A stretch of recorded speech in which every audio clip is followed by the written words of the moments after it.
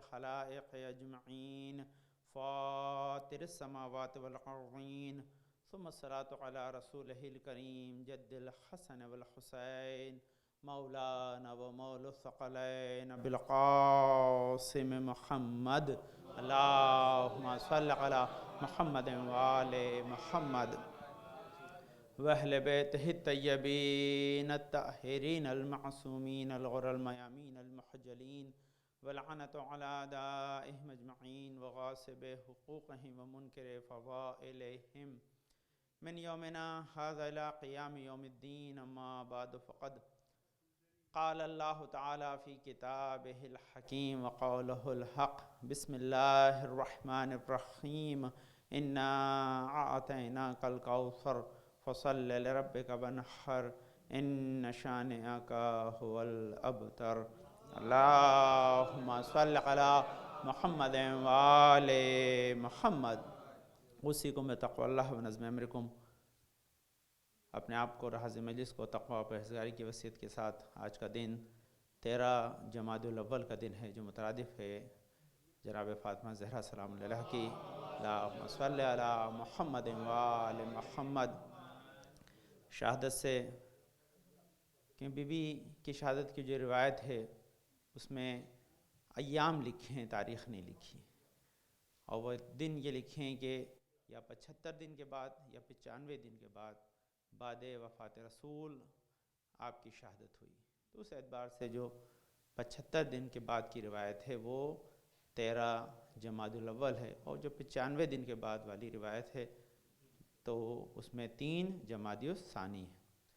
لازمی ہے کہ ہم اہل بیت سے تمسک کی خاطر، اپنی محبتوں کے اظہار کی خاطر کبھی نہیں چاہتے کہ کوئی دن ہو اور ہم سے وہ مس ہو جائے. ہم چاہتے ہیں کہ وہ جو دن ہو کم سے کم ہم اس دن کے ذریعے ان کی محبت کا اظہار کریں تاکہ وہ قرب الہی کا ذریعہ قرار پائے.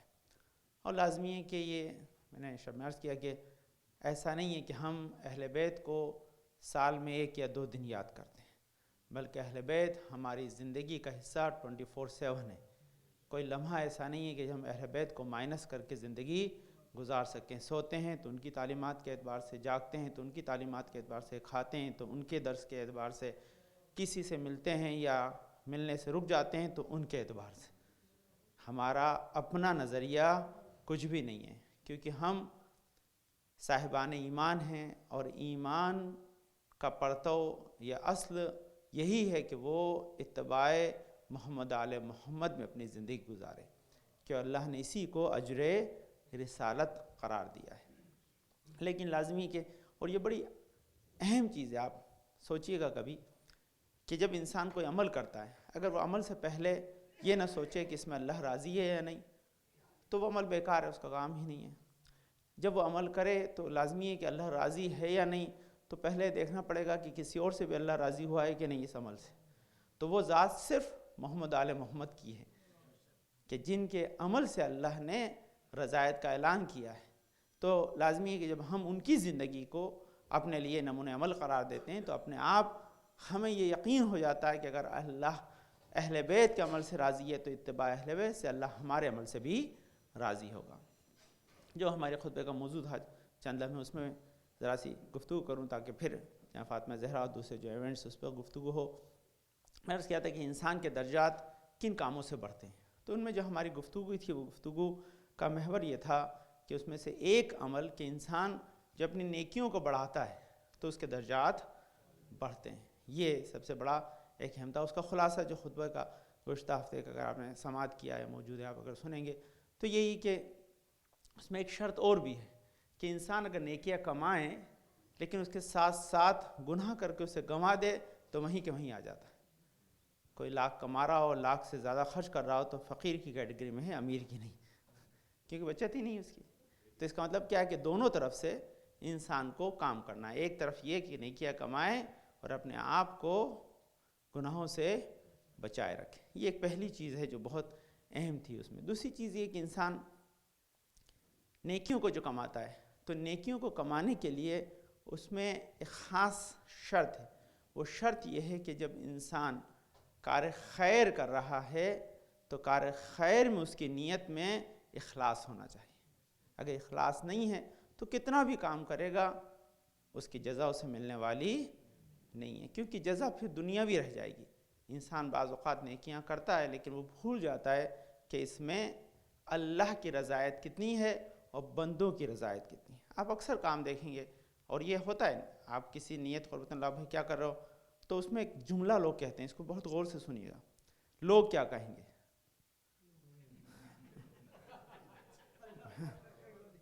یہ ایک جو لفظ ہے یہ سب سے خطرناک ہے. اور یہ خطرناک کیا ہے کہ انسان کو لوگوں کی پڑھی ہے، جس نے لوگوں کو خلق کیا اس کی کچھ نہیں پڑھی ہے.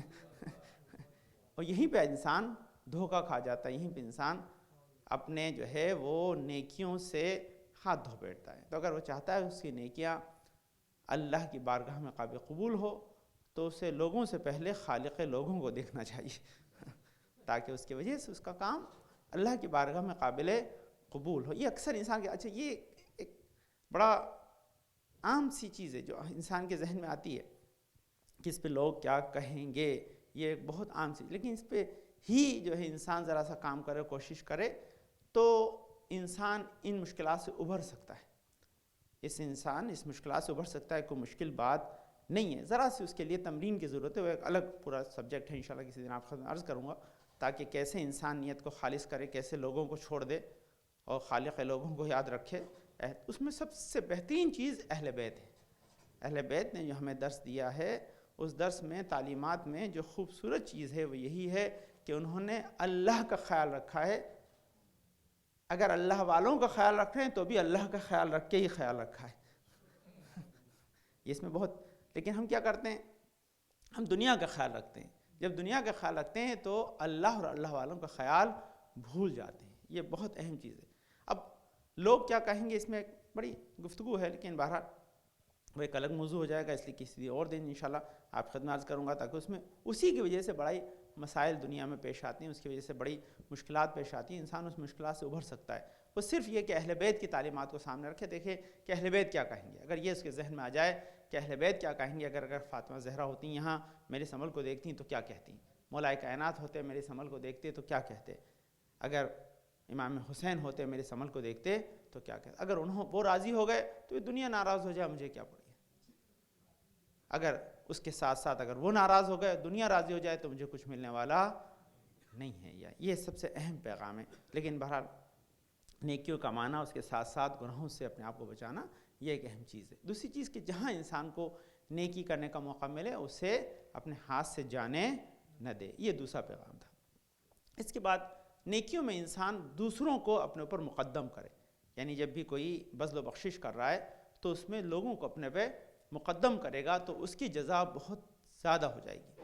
یعنی انسان خود ضرورت مند ہو اور وہ اپنی ضرورتوں کو پس پش ڈال دے اور لوگوں کے لیے اپنے وقت کو، اپنی خدمات کو، اپنی دولت کو، اپنے تمام سرمایہ کو لگا دے تو یہ اس کی جزا کو کثرت سے بڑھا دیتی ہے. میں نے آپ کی خدمت اگزامپل دیے تھے، ماں باپ کی تربیت اپنے اولاد کے لیے یہ سب سے بہترین نمونہ ہے کہ اپنی ضرورت کو پس پش ڈال دیتے ہیں، اولاد کی جو ہے وہ ضرورت کو مقدم رکھتے ہیں، اس کو زیادہ پرائیورٹی دیتے ہیں. کیوں؟ ان کو پتہ ہے کہ یہ کل بڑے ہو کر ہمارے کام آئیں گے. انہی کی ذمہ داری جس کو نبھانے سے انسان جنت حاصل کرتا ہے. تو یہ چیزیں ہماری زندگی کا حصہ ہیں. لیکن یہ خطبے کا جو تھا، میں آپ کو جناب فاطمہ زہرا کی زندگی سے چند چیزیں عرض کروں. اللہم صلی علی محمد و آل محمد. جانتے یہ ایام جو ہیں یہ جمادی الاول چل رہا ہے اور آج اس کی 13 تاریخ ہے. تو اس کے اعتبار سے آج شاید شب میں بعض علاقوں میں جو نظر آئے گا، کیونکہ یہ خطبہ سب جگہ سنا جاتا ہے اس لیے کنفیوز نہ ہو، اس لیے عرض کر رہا ہوں آپ کی. تو میں نے ڈیٹ ڈال رکھی، ٹائمنگ ڈال رکھا ہے کیلنڈر میں لونر ایکلپس سے. آپ اس کے بعد حج نمازیں جو ہے وہ آیات کا خیال رکھیے گا کیونکہ وہ ضروری چیز ہے. دوسری چیز جو ہے وہ یہ کہ ایام فاطمی ہے. اس کے ساتھ ساتھ یہ ہجری جو ہے وہ 1438. تو اس میں ہجری کے اعتبار سے جو 15 جمادی الاول ہے وہ بہت سی روایت نے ہمارے اور آپ کے چوتھے امام زین العابدین کی علیہ محمد ولادت کی تاریخ لکھی ہے. تو اس اعتبار سے وہ 1400 سال کا ان کا جشن ہے، جو بہت سے ہمارے یہاں روایتوں نے جو ہے وہ 5 شعبان لکھی ہے۔ تو بہرحال دونوں تاریخوں میں جو تاریخ منائی جاتی ہے، جس قوم میں جس قبیلے میں جگہ ہے وہ اسے منائے، لیکن یہ تاریخ بھی بہت معتبر ہے، بہت سی جگہ اس کو منائی جاتی ہے، اور اس کو انشاءاللہ انسان کو آبزرو کرنا چاہیے تاکہ ہم امام زین العابدین کی زندگی سے بھی آشنا ہوں، اس سے زیادہ زیادہ استفادہ کر سکیں۔ اور ہمارے یہ ایک مکمل چیز ہے، آل محمد کے ماننے والوں کا یہ وتیرہ ہے کہ وہ ہمیشہ آل محمد کی نہج پر چلتے ہیں، اور اس میں بہت سی چیزیں جو آل محمد کے چاہنے والوں کو آل محمد نے عطا کی ہیں، اور اس میں ان کی زندگی کی آسائش کا خیال رکھا ہے، ان کی زندگی کی آسائش کا خیال رکھا ہے۔ یہ بہت سی چیزیں ہیں، اور اس کے لیے ایک الگ موضوع ہے جس کے اوپر اگر کبھی گفتگو ہو تو آپ خدمت میں عرض کروں گا کہ کس طرح سے آل محمد نے آل محمد کے چاہنے والوں کی زندگی کو آسان بنایا، مشکل نہیں بنایا ہے، تاکہ وہ اپنی زندگی کو آسودگی سے گزار سکیں۔ لیکن جہاں ان سے کوئی چیز طلب کی گئی ہے اس کے پیچھے راز یہی ہے کہ ان کے لیے اشد ضروری ہے۔ جو لاجک اللہ نے حلال و حرام میں رکھی ہے وہی لاجک آل محمد نے ہماری تعلیمات میں رکھی ہے۔ تو یہ جو موضوع ہے، تو آپ جہاں فاطمہ زہرا کی زندگی سے کیوں یہ اہم موضوع ہیں، آپ کے ذہن میں رہیں گے تو آپ کے کام آئیں گے۔ اب پوری اگر آپ تاریخ کو دیکھیں گے آل محمد کی زندگی کی، تو آپ کو ہر لمحے میں ان کی زندگی سے کوئی نہ کوئی سبق ضرور ملے گا، اور ان سبق کے پیچھے ایک راز ہے، اس کو سنیے گا، اور جب کبھی آپ واقعات سنتے ہیں پڑھتے ہیں ایک راز کو دھیان رکھیے گا بہت خاص، جو میں آپ کو بتا رہا ہوں، ایک کی پوائنٹ ہے یہ کی پوائنٹ کیا ہے کہ جب کبھی بھی آل محمد سے کوئی دعا کوئی عمل آپ کو ملے، آپ کو ظاہری طور پر ایسا لگے گا کہ یہ دنیا کی خاطر ہے، لیکن اصل میں اس کے پیچھے راز یہ ہے کہ وہ اس عمل کے ذریعے آپ کے دنیاوی عمل کو بھی آخرت سے جوڑنا چاہتے ہیں۔ کیا ہے؟ کوئی بھی دعا آپ کو دیں گے، لیکن اس دعا کے پیچھے اصل میں وہ دعا دنیا کی خاطر نہیں ہے، بلکہ کس کی خاطر ہے؟ آخرت کی خاطر۔ اب میں آپ کو ایک ایگزامپل دیتا ہوں، اسے اپنے ذہن میں رکھیے گا، میں نے بچوں کو پڑھایا، آپ سے سوال کریں آپ نہ پھنس جائیں، اس لیے آپ کی خدمت۔ جب آپ کوئی بھی علم حاصل کرنے کے لیے کوشش کرتے ہیں، مکتب میں جاتے ہیں، درس پڑھتے ہیں، کتاب کھول کے پڑھتے ہیں، قرآن پڑھتے ہیں، تفسیر کے درس میں آتے ہیں، جمعہ خطبہ میں، جہاں کہیں بھی آتے ہیں، جہاں بھی آپ حصول علم کے لیے آمادہ ہیں، اس کے لیے دعائیں، بڑی دعا بھی، چھوٹی دعا بھی، سب سے چھوٹی دعا ہے بسم اللہ الرحمن الرحیم رب زدنی علما وارزقنی فہما، کہ پالنے والے مجھے علم کے رزق سے نواز اور میرے فہم میں اضافہ کر، میرے انڈرسٹینڈنگ میں اضافہ کر۔ اب یہ جو دو چیزیں ہیں یہ ظاہری طور پر ایک نظر آتی ہیں، ایک نہیں ہے نا، غور سے سنیے گا اس کے اندر کیا ہے۔ جب میں یہ کہہ رہا ہوں کہ پالنے والے میرے علم میں رب زدنی علما، قرآن کی آیت بھی ہے کہ پالنے والے میرے علم میں اضافہ کر، رسول اکثر اسے قنوت میں پڑھتے تھے، تو یہاں بات ختم ہو جانی چاہیے، لیکن یہاں پر اس کے بعد ایک اور لفظ استعمال کیا گیا ہے، وہ کیا ہے؟ ورزقنی فہما، ورزقنی فہما، میرے فہم میں اضافہ۔ دوسری دعا ہے وہ بڑی ہے، اس لیے وہ ذہن نہیں جا رہا، اس کے اندر اور بھی بہت نکات ہیں۔ تو یہ فہم کیا چیز ہے؟ یہ فہم، اسے غور سے سنیے گا، آپ کے کام کی چیز ہے، اور خطبے کے لیے بہت بڑا میسیج ہے۔ علم نالج کو کہتے ہیں، جو چیز آپ کے سامنے، جو چیز آپ نہیں جانتے تھے اسے جان گئے، یہ علم ہے۔ یہ میرے پاس اینک ہے، یہ اینک ہے، یہ جان لینا علم ہے۔ یہ ہے نا، یہ کس کام آتی ہے؟ یہ انسان کے دیکھنے میں مدد کرتی ہے نا، یہ کیا کام کرتی ہے؟ دیکھنے میں مدد کرتی ہے، علم۔ دوسری چیز، یہ پینسل ہے، یہ پین ہے، یہ جان لینا کہ یہ پینسل ہے یا پین ہے، یہ علم ہے۔ فہم کیا ہے؟ فہم یہ نہیں ہے، فہم کے انڈرسٹینڈنگ ہو گیا، یہ نہیں۔ فہم کیا ہے؟ فہم یہ ہے کہ یہ بنا کس کام کے لیے، اس کو کریٹ کس پرپس کے لیے کیا جائے، یہ بھی علم ہے، ابھی تک فہم نہیں ہے۔ جب جس پرپس کے لیے کریٹ کیا گیا میں لافلی اسے حاصل کر لوں، چرا کے نہ لاؤں، اپنی محنت سے لوں، اور لینے کے بعد اس کا حق ادا کرتے ہوئے، قیمت ادا کرتے ہوئے، جس کام کے لیے لکھا، اسی سے میں دیواروں پہ لکھوں، اسی سے میں اگرچہ خدا نخواستہ برے اقوال لکھنے لگ جاؤں، اسی سے جو ہے جھوٹ لکھنے لگ جاؤں، تو پھر یہ فہم نہیں ہے۔ فہم کیا ہے؟ میں جانتا ہوں کہ علم کی خاطر سے خلق کیا گیا، یہ قلم، یہ پین جو بنا ہے یہ حصول علم کے لیے۔ جب میں اس سے اچھی باتیں لکھوں اور وہ اچھی باتیں لکھ کر میں اپنے بعد کے لوگوں کے لیے چھوڑ جاؤں، اور رسول کی حدیث بڑھ کر یہ کہہ دے کہ اگر کوئی ایک پیج بھی ایسا علم کا چھوڑ جائے کہ جو لوگوں کے بعد کام آئے تو وہ اس کے درمیان اور جہنم کے درمیان سپر بن جائے گا۔ اس کا مفہوم کیا ہے کہ علم کو استعمال کرتے ہوئے انسان اس منزل پہ رہ جائے جو آخرت میں کام آئے، یہ فہم ہے۔ کیا فہم کیا ہے؟ صرف جان لینا نہیں ہے، بلکہ جاننے کے بعد رائٹ طرح سے رائٹ ٹائم پر یوز کر کے اسے آخرت کی نعمات میں بدل دینے کا نام فہم ہے۔ یہ فہم بہت دور کی چیز ہے، فہم جو ہے بہت دور ہے۔ تو اللہ سے ہم فہم مانگ رہے ہیں۔ کیوں فہم مانگ رہے ہیں؟ تاکہ ہم جو کچھ تعلیمات ہمیں ملی ہیں انہیں ہم صحیح طور پر صحیح وقت پر استعمال کر کر اپنی آخرت کے لیے سرمایہ بنا رہے ہیں۔ یہ فہم ہے۔ فہم کی ڈیفینیشن اور بھی ڈیٹیل ہے لیکن وقت کم ہے اس لیے نہیں جا رہا۔ اب یہاں جائیں اہل بیت سے کیا تعلق ہے؟ اصل میں ہم اہل بیت کی محبت مانگتے ہیں، لیکن اہل بیت کی محبت اگر ہماری صرف زندگی سنوارنے کے لیے تو یہ علم ہے۔ اگر ان کے ذریعے شفاعت مل جائے اور جنت میں چلے جائیں، یہ فہم ہے۔ فاطمہ زہرا سلام اللہ علیہا کی محبت، اللہم صلی علی محمد وآل محمد، ہمیں حقدار جنت بنا دے، بیوی ہمیں اپنا کہہ کر شفاعت ہماری کر دیں، یہ ہمارے لیے فہم، اس کے لیے کوشش کرتے ہیں۔ اس کا مفہوم کیا ہے کہ اس کے لیے بڑے درجات ہیں، بڑی کہ انسان جب بھی کوئی عمل کرے تو اس میں یہی چیز جو جہاں سے آغاز کیا تھا کہ انسان جب عمل کر رہا ہے تو وہ اللہ کی رضایت کو دیکھے گا۔ اللہ کی رضایت کو عمل میں دیکھنا یہی فہم ہے، یہی انڈرسٹینڈنگ یہ نہیں کہ میں سمجھ گیا اچھی طرح، سمجھ گیا ہے کافی نہیں، سمجھ کر صحیح استعمال کرنا ہی فہم کہلاتا ہے۔ اس کی ایک اور درجات ہیں۔ دیکھیں ہاں ایک دعا آپ کی خدمت عرض کروں، اگر موقع ہے تو آپ کے کام آئے گا انشاءاللہ۔ میں پڑھ رہا تھا جناب فاطمہ زہرا کی زندگی سے مجھے بہت خوبصورت چیزیں ملی اور میں پڑھنا چاہتا تھا، لیکن کیونکہ وہ خطبے کے موضوع میں نہیں تھی اس لیے انشاءاللہ پھر کبھی کسی وقت میں۔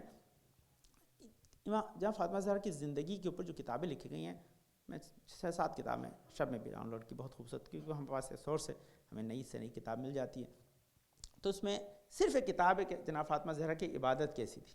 آپ بتائیے 110 پیج کی کتاب لکھی، اس میں صرف جناب فاطمہ زہرا کی عبادت پہ ڈسکس کیا اس نے، اور روایتیں پہ روایتیں، صرف کہ وہ عبادت کیسے کرتی تھی۔ اور مزیدار چیزیں ایسی کہ انسان جب پڑھتا ہے اس کتاب کو تو لگتا ہے پھر اس آئینے میں دیکھے کہ ہماری عبادت کیسی ہے۔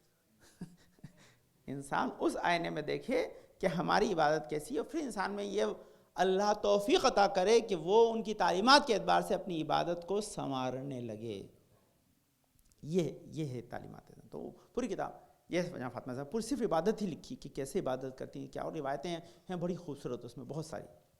اور اس میں ایک روایت یہ کہ آپ کو زہرا کہتے ہیں اسی لیے کیونکہ جب آپ مصلی عبادت پہ آتی تھیں تو اتنا نور ساطع ہوتا تھا کہ اس کی وجہ سے آسمان، یعنی پوری کی پوری جو ہے وہ کائنات روشن، آسمان روشن ہو جاتا۔ اس کی وجہ سے کیا نتیجہ ہوتا تھا کہ جو ہیونس ہیں، آسمان اس طرح سے چمکتا تھا جیسے اہل زمین کے لیے ستارے چمکتے ہیں۔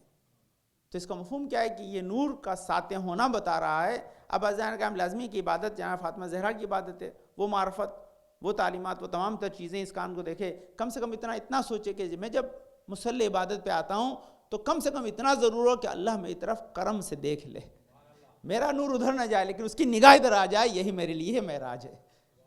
تو یہ انسان کم سے کم اس سے لنک کرے تاکہ دیکھے کہ میں سنوار رہا ہوں کہ نہیں، اپنی عبادت کو بہتر کر رہا ہوں کہ نہیں، میں اپنے آپ کو اچھا بنا رہا ہوں کہ نہیں، یہ پیغام ہے۔ تو یہ دعا ہے، یہ بڑی خوبصورت دعا ہے۔ اگر وقت ہے میں اس کو پڑھ دیتا ہوں جلدی سے، پھر انشاءاللہ موقع ہوگا تو آپ خدمت میں انشاءاللہ عرض کروں گا۔ بی بی ہر وقت تو ایک دوسری کتاب ہے کہ جناب بی بی فاطمہ زہرا صلی اللہ علیہ وسلم پورے دن کے اپنے کاموں میں کیا کیا دعا پڑھتی تھیں، ہر وقت ان کی ایک خاص دعا ہے، ہر وقت کچھ نہ کچھ وہ قرات کرتی تھیں، اور ان دعاؤں کے پیچھے تعلیمات رسالت مآب ہے، تعلیمات مومنین ہیں، کس نے کہ مومنین کو سکھانے کے لیے۔ تو اس دعا میں بی بی نے بڑے خوبصورت جو ہے وہ دعا کی ہے۔ دعا ہنگامے گستران دریں بستر، کہ جب اپنا بستر بچھاتی تھیں تو اس وقت آپ کیا دعا پڑھتی تھیں، یہ ایک دعا ہے۔ اور اس دعا کو پہلے سن لیجئے انشاءاللہ، اس وقت نہ تو اس کے اندر میرے پاس وضاحت کا وقت ہے اور نہ ہی اس کی ڈیٹیل ہے، لیکن صرف سن لیجئے تاکہ شاید آپ کو کبھی رہے اور یاد آئے اور آپ پڑھیں تو دیکھیں کہ آل محمد کی زندگی کیا تھی، کیسے زندگی گزارتے تھے۔ تو وہاں پر کہتے ہیں توکلت علی اللہ ربی و ربکم وما من دابۃ الا هو آخذ بناصیتها ان ربی علی صراط مستقیم الحمد للہ الذی لم یتخذ ولدا ولم یکن له شریک فی الملک ولم یکن له ولی من الذل وکبرہ تکبیرا۔ یہ دعا ہے جو آپ پڑھا کرتی تھیں. اور جب آپ یہ دعا پڑھا کرتی تھیں تو اس دعا کے لیے کیا لکھا ہے کہ جب انسان اس دعا کو پڑھ کر بستر کو بچھائے گا اور اس پہ سو جائے گا تو کوئی شیطان اور کوئی درندہ اسے گزن نہیں پہنچا سکتا. کیا ہوگا؟ اب وہ محفوظ ہے. کس سے محفوظ ہے؟ شیاطین سے بھی محفوظ ہے, اور دوسرا کس سے محفوظ ہے؟ جانوروں سے, درندوں سے محفوظ ہے. یہ دونوں اسے گزن نہیں پہنچائیں گے, وہ محفوظ ہو جائے گا. لیکن اس دعا کی بڑے خوبصورت جو ہے وہ جملات ہیں, اس کی اپنی ایک الگ لوجک ہے جس کو اگر میں اپنے انداز سے سمجھاتا آپ کو تو خوبصورت اس میں نکات ہیں. وہ یہ کہ اس دعا کے اندر تمجید پروردگار عالم ہے. انسان جب سوتا ہے تو نیند آدھی موت ہے. انسان کم سے کم مرنے سے پہلے اقرار توحید کر کے سو رہا ہے تاکہ سوتا رہ گیا تو ٹکٹ جنت کا ملے, کہیں اور نہ جائے. یہ پہلی چیز ہے. دوسری چیز کیا ہے کہ جب وہ سو رہا ہے تو سوتے وقت بھی اپنی نیند کو بیکار سمجھ کر نہیں سو رہا ہے, بلکہ اسے بھی حسنات میں تبدیل کر رہا ہے. اس میں بھی حسنات میں تبدیل کر رہا ہے. تو یہ جو دعائیں بچھاتی ہیں, پوری یہ روایت ہے یہاں پر میں ڈیٹیل سے, تو اس دعا کو انسان اگر یاد کرے, لکھ لے, پڑھ لے. اب وہ کہتے ہیں مولانا ہمارے تو بستر بچھے ہوئے رہتے ہیں. اچھا یہ آپ کو پتہ نہیں ہے. دیکھیے عجیب چیز ہے, کس وادی میں آپ کو لے جاؤں, وقت بھی نہیں ہوتا. یہ حوضوں میں ہوتا تھا, ہمارے بھی بستر بچھے ہی رہتے تھے, ایسا نہیں ہے کہ. لیکن ہمارے یہاں تعلیم دی جائے, جب ہم حوضے میں تھے تو صبح اٹھنے کے بعد بستر آپ کو لپیٹ کے رکھ دینا ہے تاکہ آپ کو پھر سونے کی خواہش نہ ہو. آدمی سوتے ٹائم سوئے, جاگتے ٹائم جاگے, جاگتے ٹائم سو نہ جائے, سوتے ٹائم جاگ نہ جائے. اکثر لوگ کمپلین کرتے ہیں سوتے ٹائم جاگ جاتا ہوں, اس کا سبب یہی ہے کہ جس ٹائم جاگنا ہے وہ سو جاتے ہیں. وعلیکم السلام. تو یہ ایک بڑا اہم معاملہ ہے, تو اس کی وجہ سے بستر کا بچھانا. لیکن یہ چھڑے, اب آپ سنیے, بہت امپورٹنٹ چیز بتا رہا ہوں. آپ کے بستر بچھے بھی رہتے ہیں تو بھی وہ کیا ہے کہ یہ سنت ہے. یہ سنیے گا اور آپ کریے گا اس کو, انشاءاللہ وقت نہیں ہے. سنت ہے کہ انسان بچھے ہوئے بستر کی بھی چادر کو جھاڑ لے. چھٹے امام, ہاں جی جا, تو 2 جنے لے آئے ہیں. ویسے 2 جنے ساتھ سونا چاہیے, سلوات پڑھتے ہیں. اللہ صلی محمد والے محمد. یہ ہے 2 جنے چھاڑ بھائی, اتنا بڑا بستر پہ آدمی اکیلا ویسے بھی نہیں سونا چاہیے. کیا کرے گا وہ, پھر اسراف بھی ہو جائے گا, بہت زیادہ بڑا بستر ہوگا تو پھر مسئلہ اس کے دوسرے شریعت کے قانون نافذ ہو جائیں گے. تو خیر کم سے کم چادر کو, کیوں, اس کا سبب یہ سنت ہے. سنت اس لیے تاکہ پتہ نہیں اس میں کون سا جو ہے حیوان جانور آ گیا ہے. چھوٹے چھوٹے حشرات بھی ہوتے ہیں, جو ہے انسیکٹ بھی ہوتے ہیں, اگر آپ کو گزن پہنچا دیں تو صرف اس کو جھاڑ لینا بھی چھٹے امام نے اس کی تعلیم دی ہے کہ انسان کے لیے مستحب ہے. تو صرف حسنات کو آپ سنیے ذرا, کتنا خوبصورت دین ہے. آپ کی چادر کے جھاڑنے پر بھی آپ کو ثواب دے رہا ہے. اور انسان اتنا کمزور ہو جاتا ہے کہ اس کو بھی لینا بھول جاتا ہے. اللہم صلی علی محمد وعلی محمد, صلی اللہ محمد وعلی محمد. بسم اللہ الرحمن الرحیم. اللہم ارزقنا ایمانا صادقا ولسانا ذاکرا وقلبا خاشعا وبدنا صابرا وعلما نافعا وعملا متقبلا ورزقا واسعا وزوجة صالحا وولدا صالح. پالنے والے تجھے واسطہ اپنے پاک میں شفاء کامل اجر عطا فرما, اپنے پریشان کو دور فرما دے, پانے توفیقات میں اضافہ فرما. پانے والے ہمارے بزرگ سے ہمارے سربراہ سلام کے ساتھ محفوظ رکھ. ہمیں اس وقت دنیا سے اٹھائے اب تک ہمارے گناہوں پہ قلم نہ پھیر دے. پانے والے حاضر مجلس میں جمنات بیمار ہیں, جمنات جہاں شیان حیدر قرار میں جمنات بیمار سب کو شفاء کامل عاجل عطا فرما. پانے میں سنو شاد میں فضائل بھائی بانو بہن دمخصوص غلام حسین آصف بھائی, اپنے فقیر محمد جمال بھائی, محمد علی بھائی, اپنے مہر بھائی پانے والے, راحت حسین جمال بھائی, صوفہ بن دلاور بھائی, آصف بھائی اپنے فقیر محمد, منہاج اپنے راحت بھائی پان, راحت بھائی اپنے جمال جمال بھائی, اور جمنہ لیاقت چاند بھائی, اور جمنہ مظاہر اپنے غلام علی. جمنات بنا سب کو شفاء کامل ہے زیادہ ہوا. اللہ گناہوں کو بخش دے. ہمارے بچے ہیں یہاں کے بھی حصول میں کامیابی عطا فرما. ہمارے امام زمانہ کو ہم سے راضی خوشنود رکھ. ہمارے امام زمانہ کے ظہور میں تعجیل عطا فرما. ہم کو ان کے انصار آوان میں قرار دے. بسم اللہ الرحمن الرحیم. قل هو اللہ احد اللہ الصمد لم یلد ولم یولد ولم یکن له کفوا احد. اللہم صل علی محمد وآل محمد. اللہم صل علی محمد وآل محمد. اللہم صل علی محمد وآل محمد. اعوذ باللہ من الشیطان الرجیم. بسم اللہ الرحمن الرحیم. الحمدللہ رب العالمین بارئ الخلائق اجمعین فاطر السماوات والارضین. پاک و منزہ پرتن اس کائنات ہستی کو خلق کرنے والا ہے. پاک و منزہ پرتن شیخ نزدیک معدل کے حال کو جاننے والا ہے، پاک و منزہ پروردگار ذرہ برابر بنانے کی بدی کا حساب کتاب رکھتا ہے، پاک و منزہ پروردگار آپ کو بخشش کرنے والا ہے، پاک و منزہ پروردگار جس نے ہماری ہدایت کے سامان کو فراہم کیا، نبی کا اطلاعی سلسلہ بھیجا، صلاۃ والسلام علی خاتم النبیین محمد مصطفیٰ صلی اللہ علیہ وسلم، صلی علی محمد و آل محمد، الصلاۃ والسلام علی علی ابن ابی طالب، اللہم صلی علی محمد و آل محمد، الصلاۃ والسلام علی فاطمۃ الزہرا سلام اللہ علیہا، اللہم صلی علی محمد و آل محمد، الصلاۃ والسلام علی حسن ابن علی، اللہم صلی علی محمد و آل محمد، الصلاۃ والسلام علی حسین ابن علی، اللہم صلی علی محمد و آل محمد، الصلاۃ والسلام علی علی ابن الحسین، اللہم صلی علی محمد و آل محمد، الصلاۃ والسلام علی محمد ابن علی، اللہم صلی علی محمد و آل محمد، الصلاۃ والسلام علی جعفر ابن محمد، اللہم صلی علی محمد و آل محمد، الصلاۃ والسلام علی موسیٰ ابن جعفر، اللہم صلی علی محمد و آل محمد، الصلاۃ والسلام علی علی ابن موسیٰ الرضا، اللہم صلی علی محمد و آل محمد، الصلاۃ والسلام علی محمد ابن علی، اللہم صلی علی محمد و آل محمد، الصلاۃ والسلام علی علی ابن محمد، اللہم صلی علی محمد و آل محمد، الصلاۃ والسلام علی حسن ابن علی، اللہم صلی علی محمد و آل محمد، الصلاۃ والسلام علی حسن ابن علی، اللہم صلی علی محمد و آل محمد، الصلاۃ والسلام علی خلف الہاد المہد المنتظر، اللہم صلی علی محمد و آل محمد، وعجل فرجهم ویسر معهم واہلک اعداءهم جن کے ظہور سے دنیا دل حساب سے بھر جائے گی، ظلم جور ختم و جان کے تاج ظہور کے لیے دعا گو ہیں۔ میں نے عرض کیا ایام فاطمی کا آغاز ہے، آج کا دن فاطمہ زہرا سلام اللہ کی شہادت کا دن ہے، کہ ویسے اللہم صلی علی محمد و آل محمد، انہی کی تعلیمات سے آشنا ہونے کے لیے، ان کی محبت کو اپنے دلوں میں ہمیشگی اور جاویدان رکھنے کے لیے ان کی معرفت اشد ضروری ہے۔ معرفت سے پہلے یہ جاننا ضروری ہے کہ وہ ہمارے لیے حجت ہیں، اور ان کی اطاعت کے بغیر اللہ کے قرب کو حاصل کرنا ناممکن ہے۔ لیکن یہ جب تک ہمارے پاس لاجیکلی نہیں ہوگا تب تک اسے انسان تسلیم نہیں کر سکتا ہے۔ بہت مشہور واقعہ ہے، لیکن آپ کو عرض کروں تاکہ آپ کے ذہن میں آ جائے اور آپ اسے اپنے ذہن میں رکھیں تاکہ بڑا کام آئے گا۔ علامہ امینی جو الغدیر کے مصنف ہیں، بڑے پائے کے عالم، خدا ان کے درجات کو بلند کرے،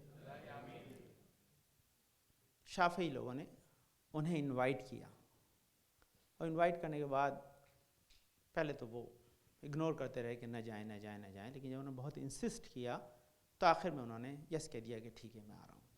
جب آئے تو وہاں پر سینکڑوں لوگ جمع تھے، اور ان میں دسیوں لوگ ایسے تھے کہ جو ہزاروں ہزار حدیث جنہیں یاد تھی، حافظ حدیث وہاں پر موجود تھے۔ اب علامہ امینی خود اتنے بڑے مصنف ہیں، گیدرنگ غیروں کی ہے یا اکیلے ہیں، سب لوگ سامنے بیٹھے ہوئے ہیں، تو انہوں نے بہرحال حدیث پہ حدیث حدیث پہ حدیث سنانا شروع کر دی۔ علامہ امینی بھی سنتے رہے ٹھیک ہے۔ جب سنتے رہے تو لازمی ہے کہ وہ ایام یہ تھے، اور بی بی کے اوپر تذکرہ آیا، اور مسئلہ یہ آیا کہ بھئی بعد رسول حق خلافت کس کے پاس ہے؟ کون ہے کہ جو بعد رسول حقدار ہدایت امت ہے؟ تو بہرحال وہ اپنے اعتبار سے ساری حدیثیں ایک کے بعد ایک سنا لگے۔ علامہ امینی سنتے رہے، آخر میں انہوں نے جو حفاظ حدیث سے ان سے ایک سوال کیا کہ بتاؤ کہ تمہارے پاس ایک حدیث ہے یا نہیں ہے یہ؟ اور انہوں نے کہا کہ من ماتا ولم یعرف امام زمانہ ہی ماتا میتۃ الجاہلیہ۔ انہوں نے کہا بالکل یہ حدیث ہمارے ہاں ہے، اس میں کوئی شک نہیں ہے کہ کوئی اپنے زمانے کے امام کو نہ پہچانے اور مر جائے تو پھر وہ اسلام پہ اس دنیا سے نہیں اٹھا، غیر مسلم اس دنیا سے، دور جاہلیت اسلام سے پہلے کا دور، یعنی اسلام سے پہلے کے دور میں اس دنیا سے اٹھا، مسلمان نہیں اٹھا۔ بولے نہیں، بالکل یہ حدیث ہے اور سچ حدیث ہے، اس میں کوئی پرابلم نہیں ہے، ایکسیپٹیبل ہے، ساری ان کی مسند میں یہ حدیث موجود ہے۔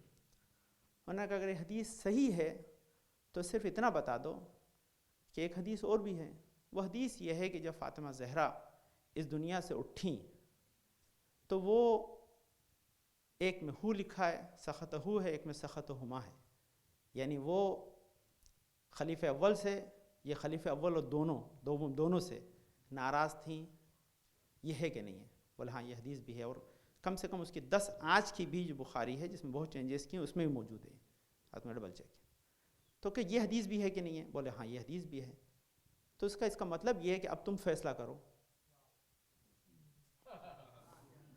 یہ دونوں حدیثیں اگر تمہارے یہاں ہے تو فیصلہ تمہارے ہاتھ میں ہے، میرے ہاتھ میں نہیں ہے۔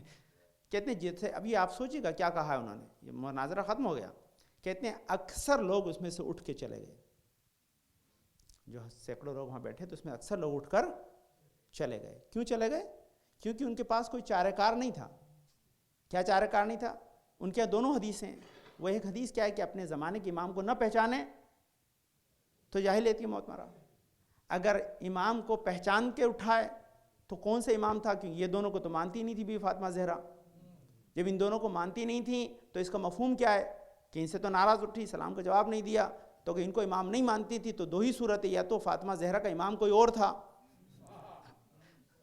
یا پھر یہ کہہ دو کہ وہ اسلام پہ اس دنیا سے نہیں اٹھی، تو جو خاتون جوانان جنت کی سردار ماں ہیں، جو تمام جو ہے جنت کی خواتین کی سردار ہیں، تو جن کے ذریعے پوری امت جو ہے وہ شفاعت کا مطالبہ رکھتی ہے، تو ایسے میں یہ کہہ دینا کہ وہ اسلام پر نہیں اٹھیں، خود مسلمان اپنے لیے خطرہ مول لے رہا ہے، تو یہ کہہ نہیں سکتے۔